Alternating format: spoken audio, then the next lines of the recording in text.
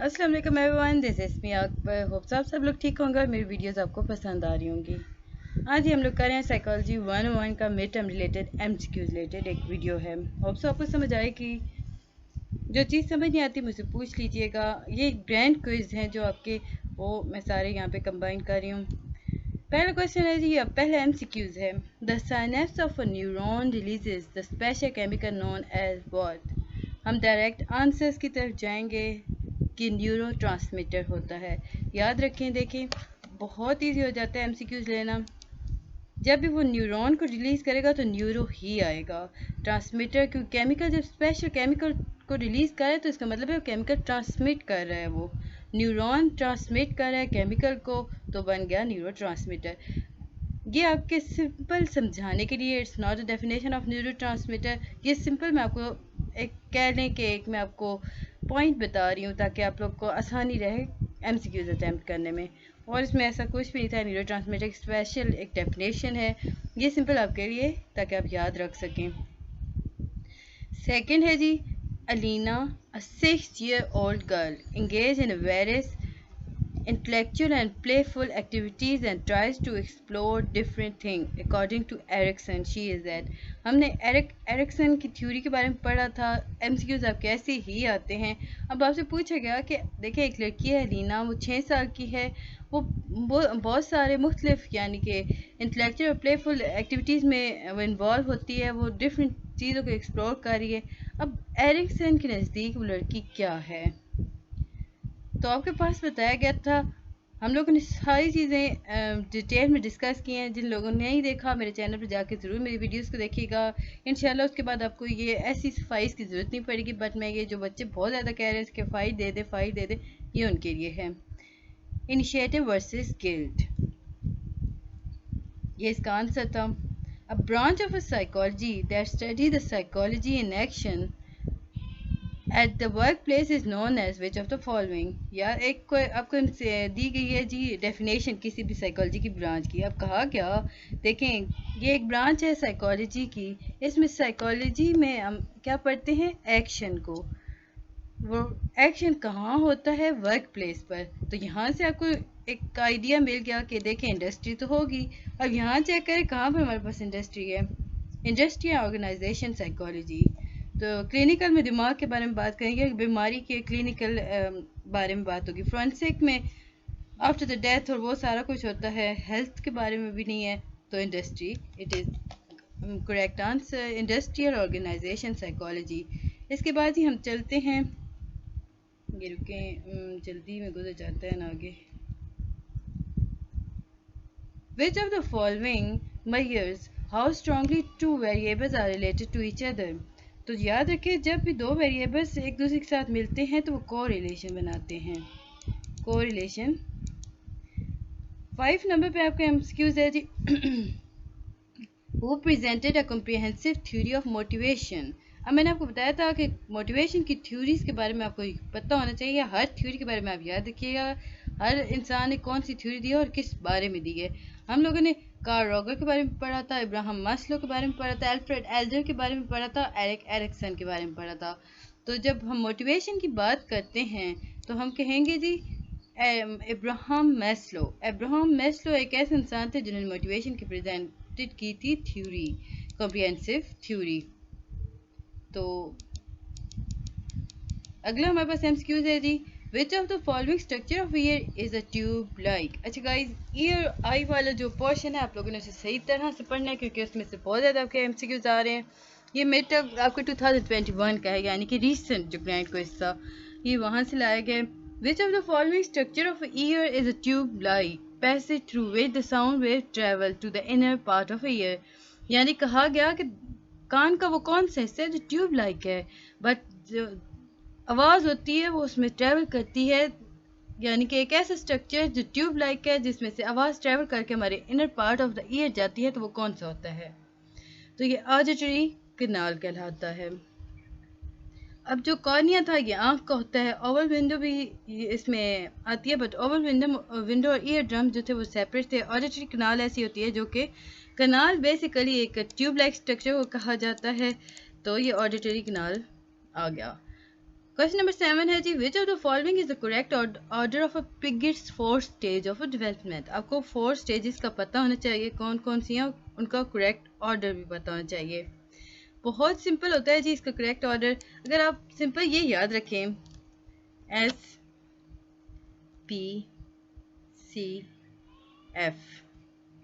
अब जो S P C F जो है ना, ये है इसका करेक्ट ऑर्डर। अब एस से क्या बनेगा, सेंसरी मोटर, और पी से प्री ऑपरेशनल, सी से कॉन्क्रीट ऑपरेशनल, और एफ से फॉर्मल ऑपरेशनल। यानी कि S P C F is a correct order of a 4 stages of Piaget's theory. हम लोगों ने पिगेट्स थ्योरी को काफ़ी डिटेल में डिस्कस किया था, होप्स आपको याद होगा। इसके बाद है जी, which of the following disease occur particularly in women due to deficiency in thyroid gland secretion। हमने डिजीज के बारे में बहुत डिस्कस किया। अब कहा गया कि बताएं जब थायराइड ग्लैंड की सिक्रीशन होती है, यानी कि जब इसकी कमी वाक़या हो जाती है, तो औरतों में, मोस्टली औरतों में कौन सी बीमारी अकर होती है। तो आपको पता होना चाहिए था मैक्सोडीमा। इसके बाद है जी, during which stage of development the Oedipal and Electra complex take place. तो ऑडिबल और इलेक्ट्रो जो बनते हैं वो कौन सी स्टेज है, तो हेलिक्स स्टेज होती है। फेलिक्स स्टेज हमारे पास आती है। इसके बाद है जी क्वेश्चन नंबर 10। किधर चले गए हो। काइंडली गाइस मेरे चैनल को लाइक और सब्सक्राइब जरूर कीजिएगा। देखिए आप व्यूज़ तो दे रहे हैं बट लाइक नहीं कर रहे और सब्सक्राइब तो बिल्कुल भी नहीं कर रहे। काइंडली प्लीज़ सब्सक्राइब भी कर दीजिएगा। विच of the following law given by Thorndike. अब थर्नडाइक ने कौन सा लॉ दिया था, स्टेट दैट। अब पूछा तो गया कि बताएं जी कौन सा लॉ दिया था, बट साथ स्टेटमेंट दे दी गई कि are responses that forward by satisfaction are stamped into individual and he learn those responses. तो ये लॉ ऑफ अफेक्ट्स था। कौन सा लॉ था, लॉ ऑफ अफेक्ट्स था जी। इसके बाद है question number 11, who is considered as the father of Gestalt psychology. तो कौन गेस्टाल्ट साइकोलॉजी का फादर था, मैक्स वर्दमर। मैक्स वर्दमर था जी father of psychology. Which of the following variable is not manipulated by the researchers, dependent variables. Dependent variables ऐसे हैं जो कि रिसर्चर्स पर नहीं करते। Which of the following part of nervous system is considered as a self regulatory mechanism. तो कौन से ऐसे हैं जो सेल्फ रेगुलेटरी मैकेनिज्म कहलाते हैं, मतलब part of nervous system, autonomic nervous system. Which of the following type of observation is involve या in which the observer become a part of situation. वो कौन सी ऑब्जर्वेशन की एक सिचुएशन है, ये टाइप है जिसमें ऑब्जर्वर जो होता है वो पार्ट ऑफ सिचुएशन बन जाता है। तो पार्टिसिपेंट ऑब्जर्वेशन, कौन सी ऑब्जर्वेशन हुई थी, participant observation. Which of the following increases the likelihood of occurrence of a behaviour. तो रीइंफोर्समेंट। याद रखें जब भी अकरेंस ऑफ बिहेवियर में हम पार्टिसिपेट करेंगे तो रीइंफोर्समेंट में आएगा। According to Piaget, which of the following stage of a congenital development is involved in representational through thoughts? Pre-operational। Pre-operational जी ऐसी है जो कि होती है a psychiatrist has MBBS fill the blank degree। तो psychiatrist के पास कौन सी डिग्री होनी चाहिए, PhD होती है, मास्टर डिग्री होती है, PSY डिग्री होती है, यानी साइकोलॉजी की डिग्री होनी चाहिए, MBBS है। यहाँ ऑप्शन आपका MBBS है, बट मुझे लग रहा है कि साइकोलॉजी की ही डिग्री चाहिए होती है। बट एनीवे आप लोग एक दफ़ा इसको चेक कर लीजिएगा, बाकी तो ठीक था। All of the following are the subjects matter of sport psychology except human buying behavior। देखिए स्पोर्ट के बारे में हम बात कर रहे हैं तो ह्यूमन जब खरीदता है वो उसमें इतना ख़ास नहीं होता। इसके बाद है जी, which two categories of a dream content did Sigmund Freud describe।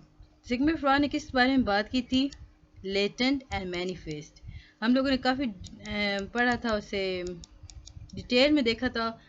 इसके बाद है जी, the organism is reinforced after varying number of responses is made, it is known as variable ratio schedule. इसे क्या कहते हैं जी, वेरिएबल रेशो शेड्यूल। इसके बाद है, which of the following phenomena is not study bye behaviourist. Behaviourist क्या चीज़ नहीं study करते, हर किसी में बिहेवियर रिस्पॉन्सेज तो वो करते हैं बट वो अनकॉन्शियस डिज़ायर्स नहीं करते, यानी कि लाशऊरी तौर पर जो डिज़ायर्स हमारे अंदर पाई जाती हैं वो उनके बारे में बात नहीं करते। Rational emotive behaviour theory was developed by which of the following therapist? तो एल्बर्ट एलिस ने की थी जी। इरेशनल थ्योरी के बारे में बात की थी। Which of the following neurons carry message toward the central nervous system from the sensory receptor cell? Sensory neurons. तो उसके बाद हमारे पास 24 पे क्वेश्चन आ रहा है जी। In which of the following type of learning an association is form between a behaviour and a consequences? तो ऑपेरेंट कंडीशनिंग कौन सी आती है जी? Operant conditioning. Which of the following is part of mid brain? अब mid brain का क्या part होता है? सेरिबलम, पोन्स, मेडुला ऑब्लिगेटा या टेक्टम? तो इसका होता है जी टेक्टम। इसके बाद है which of the following learning essentially allow us to predict what is going to happen? तो क्लासिकल कंडीशनिंग ऐसी एक थ्योरी है या ऐसी एक प्रोसेस है जिसमें हमें पता चलता है कि हम प्रिडिक्ट कर सकते हैं कि आगे इसका नतीजा क्या होगा। ओपेरेंट में नहीं करते, लेटेंट में भी नहीं करते, विस्कस लर्निंग में भी बिल्कुल नहीं करते। A child overcome her fear of a snake by observing another child repeatedly handle a snake. This is an example of which of the following modeling? ये लेक्चर नंबर 22 में से आया है।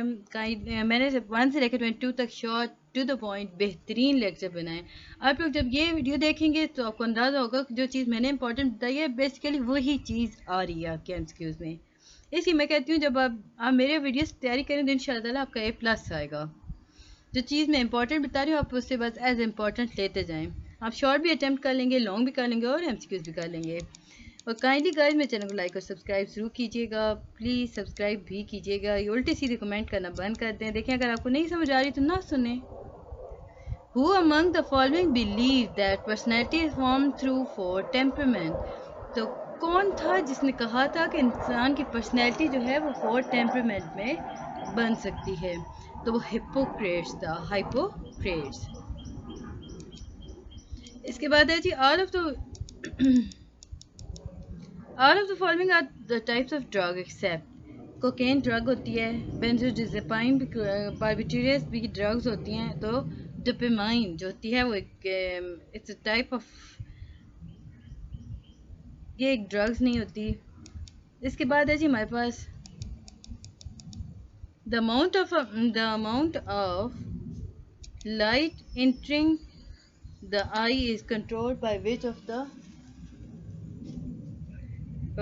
The following pupil? Okay guys, ये था आपकी video. Hope so आपको समझ आई होगी। जो चीज़ नहीं समझ आई मुझसे पूछ लीजिएगा। काइंडली मेरे चैनल को लाइक और सब्सक्राइब जरूर किया। मिलते हैं जी नेक्स्ट वीडियो में, तब तक के लिए अल्लाह हाफिज़।